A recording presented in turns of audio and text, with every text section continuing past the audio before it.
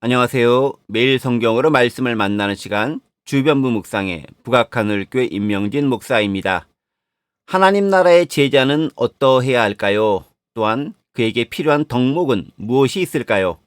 오늘 본문은 마태복음 13장 51절에서 58절까지의 말씀입니다. 천국의 제자된 서기관이 되기 위한 필수 조건이 무엇인가에 대해서 함께 생각해보고 적용해보는 시간 갖도록 하겠습니다. 먼저 본문 말씀 제가 읽어보겠습니다. 이 모든 것을 깨달았느냐 하시니 대답하되 그러하오이다. 예수께서 이르시되 그러므로 천국의 제자된 서기관마다 마치 새 것과 옛 것을 그 곳간에서 내오는 집주인과 같으니라. 예수께서 이 모든 비유를 마치신 후에 그곳을 떠나서 고향으로 돌아가사 그들의 회당에서 가르치시니 그들이 놀라 이르되 이 사람의 이 지혜와 이런 능력이 어디서 났느냐? 이는 그 목수의 아들이 아니냐? 그 어머니는 마리아, 그 형제들은 야고보, 요셉, 시몬, 유다라 하지 않느냐? 그 누이들은 다 우리와 함께 있지 아니하냐?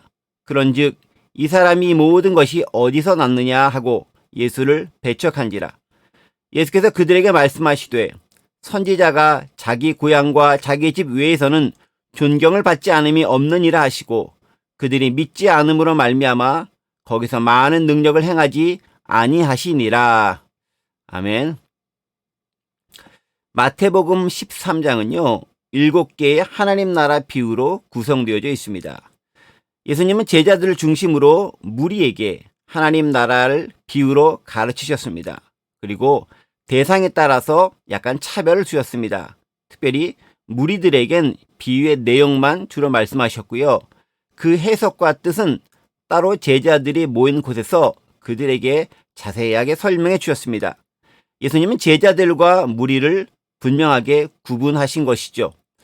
우리가 무리에 속한 자인지 혹은 제자들인지 우리는 명확하게 생각할 필요가 있습니다. 무리는요, 비유를 들어도 그 뜻을 제대로 알지 못하는 그룹이고, 제자는 예수님께서 말씀하고 설명해 주셔서 그 비유의 의미와 상징하는 바를 익히 아는 자들입니다. 따라서 제자라고 한다면 먼저 하나님 나라와 그 의미를 제대로 알고 있어야 한다는 것이 뒷받침되겠지요. 자, 이제 하나님 나라에 대한 모든 비유를 마치시고 예수님은 제자들에게 새로운 사명을 주십니다. 그것은 바로 천국의 제자된 서기관이 되라는 것이죠. 그 역할을 너희는 이제 감당할 때가 됐다고 말씀하십니다. 자, 그런데요. 그 천국의 제자된 서기관들이 해야 할 일이 있다는 것이죠. 52절 말씀입니다. 읽어볼게요. 예수께서 이르시되 그러므로 천국의 제자된 서기관마다 마치 새 것과 옛 것을 그 곳간에서 내오는 집주인과 같으니라. 자, 그렇다면 여기서 또 질문이 생기지요. 도대체 천국의 제자된 서기관이란 무엇을 지칭하는 말일까라는 질문입니다. 먼저요. 이 서기관은 일종의 율법 교사들입니다. 복음서에서 예수님과 논쟁했던 여러 부류 중에 하나가 바로 서기관들이죠. 그들은 나름 율법에 정통한 그룹이었습니다. 사람들에게 율법을 제대로 가르치기 위해서는 당연히 그들 자신이 그 분야의 전문가가 되어야 하기 때문이죠. 다만 문제는요. 그들이 아는 그 율법의 지식이 본질적인 의미보다는 전통에 근거한 해석이 훨씬 많았다라는 점입니다. 어쨌든 서기관이라는 직업 자체, 서기관이라는 직책은 율법을 가르치는 교사입니다. 자, 그렇다면 여기에 수식어가 붙죠? 천국의 제자된 서기관이 되라는 말씀입니다. 그렇다면 천국의 제자된 서기관은 또 무엇일까요? 하나님 나라에 대해 잘 아는, 그리고 예수 그리스도를 통해 하나님 나라의 제자로서의 삶을 제대로 살아가는, 거기에 하나님 나라를 잘 가르칠 수 있는 선생과 같은 존재들, 바로 그런 부류를 천국의 제자된 서기관이라 부를 수 있을 것입니다. 그렇죠. 예수님은 당신의 제자들에게 하나님 나라를 비유로 말씀하신 후에 그들에게 세상 사람들에게 하나님 나라를 잘 가르칠 수 있는 교사로서의 제자가 될 것을 또한 당부하신 것입니다. 자, 그런데요. 그들이 단지 하나님 나라에 대해서만 알면 모든 게 끝나는 게 아닙니다. 본문 말씀에도 기록되어 있죠. 새 것과 옛 것을 그 곳간에서 내오는 집주인처럼 옛 언약과 새 언약, 즉 구약과 새로운 복음에 대해서도 당연히 정통해야 합니다. 그래서 때에 따라 혹은 상황과 여건에 따라 하나님 나라에 대한 구약과 새로운 복음을 자유자재로 꺼내어 사람들에게 이야기해 줄 수 있어야 합니다. 그러니까요, 하나님 나라의 제자는 기본적으로 하나님의 나라에 대해서 잘 알고 있어야 하고, 구체적으로 구약에 예언된 말씀이 무엇이고 이것이 신약에 어떻게 적용되었고 성취되었는지를 말할 수 있어야 하고요. 또 하나님 나라 백성이자 제자로서의 삶도 제대로 살아가고 있는 그런 자들이어야 합니다. 우리는요, 구약 성경과 신약 성경을 모두 하나님 나라의 관점에서 볼 수 있어야 합니다. 무척 중요합니다. 단지 내 인생에 도움을 주는 처세술이나 교양서적 혹은 인생 지침서 등으로 성경을 제한하면 안 됩니다. 성경은요, 기본적으로 하나님 나라에 관한 책이고, 그 하나님 나라가 어떻게 예수님을 통해 이루어지고 확대되는지를 기록하고 있는 책입니다. 따라서 우리가 예수님의 제자라면 신구약 성경에서 말하는 하나님 나라의 개념을 명확하게 이해하고 또 누군가에게 말해 줄 수 있어야 됩니다. 그게 진짜 제자된다의 필수 요건인 것이죠.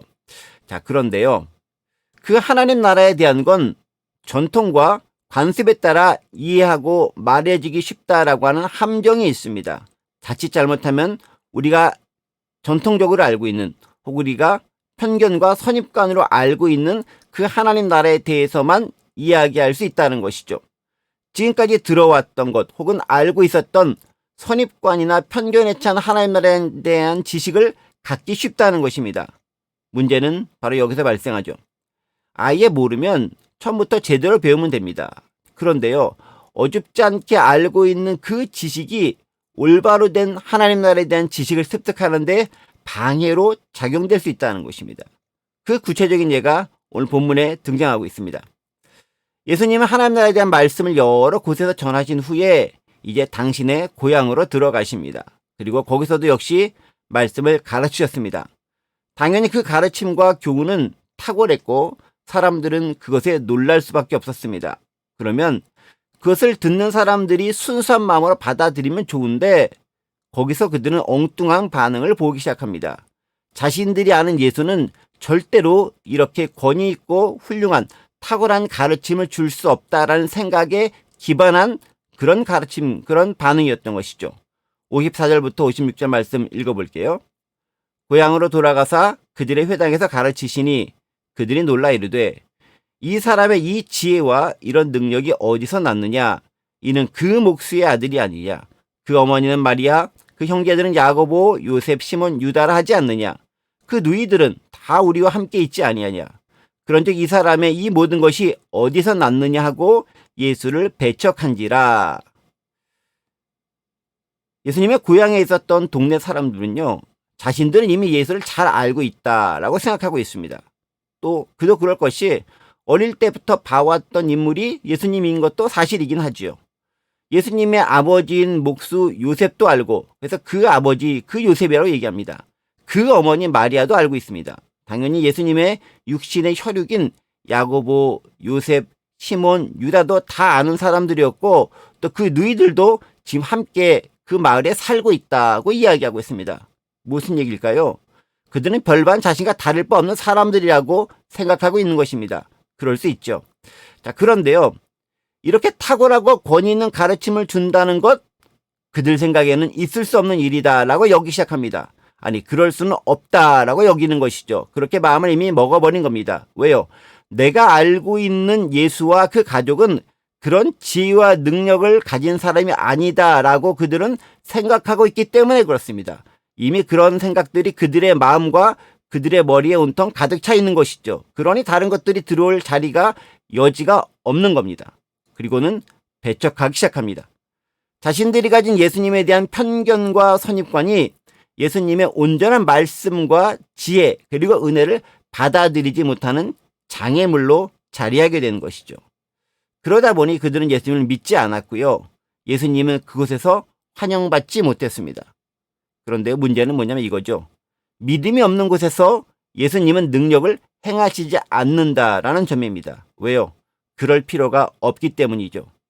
예수님은 기적을 행하실 때 누구의 믿음이었던 간에 그 믿음을 기반으로 주로 역사하셨는데, 믿지 않는 자들, 예수님을 도무지 믿으려고 하지 않는 자들에게는 그 능력을 보이실 필요가 없다고 여기신 겁니다. 여러분, 그래요. 능력이 있는 곳에 믿음이 생기는 게 아닙니다. 믿음이 있는 곳에 능력과 기적이 역사하는 겁니다. 우리는 분명히 알 필요가 있죠.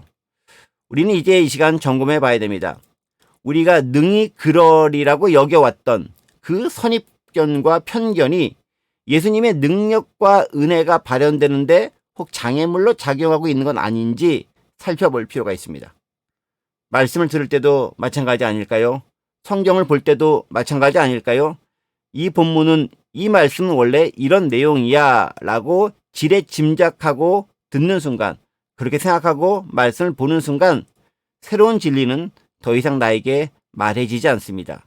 들려오지 않고요, 보이지 않습니다.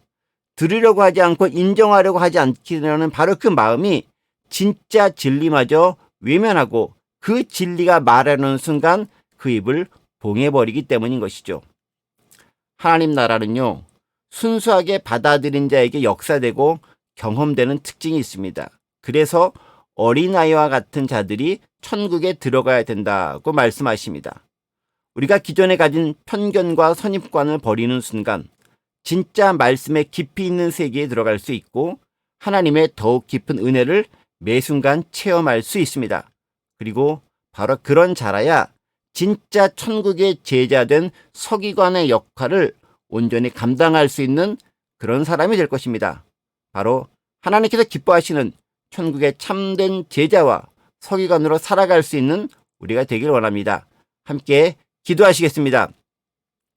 하나님 아버지, 천국의 제자된 서기관의 역할을 제대로 감당할 수 있도록 도와주시옵소서.